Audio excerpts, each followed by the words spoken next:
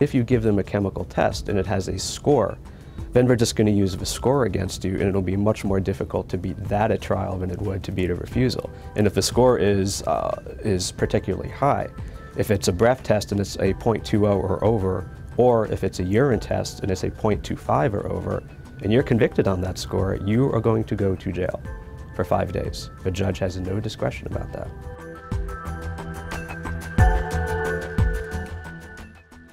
Now, there are consequences of refusal for sure, but there are much more serious consequences if you submit to the test.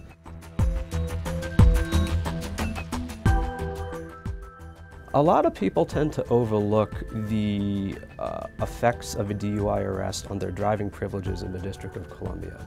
For people who are licensed in DC, it is absolutely mandatory, in my view, for your own good, to request a hearing at the Department of Motor Vehicles within that 10-day time frame. What that will do is it will protect your driving privileges in the District of Columbia, at least up until the hearing.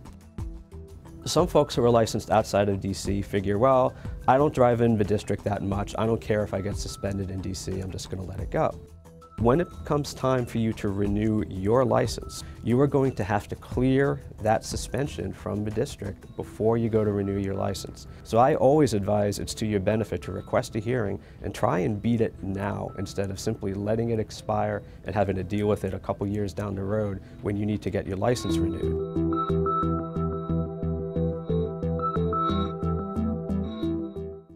There are officers out there who are friendlier and some officers are not so friendly, but all of them operate from the same playbook. As friendly as they are, as encouraging as they may be, they are trying to get you to say things that they will use against you later on. It's a trap. So my advice is to simply refuse to answer any questions from the officer, but you can politely state to the officer, "Officer, respectfully, I choose to invoke my Fifth Amendment rights and I'm not going to answer any further questions that are unrelated to my identification."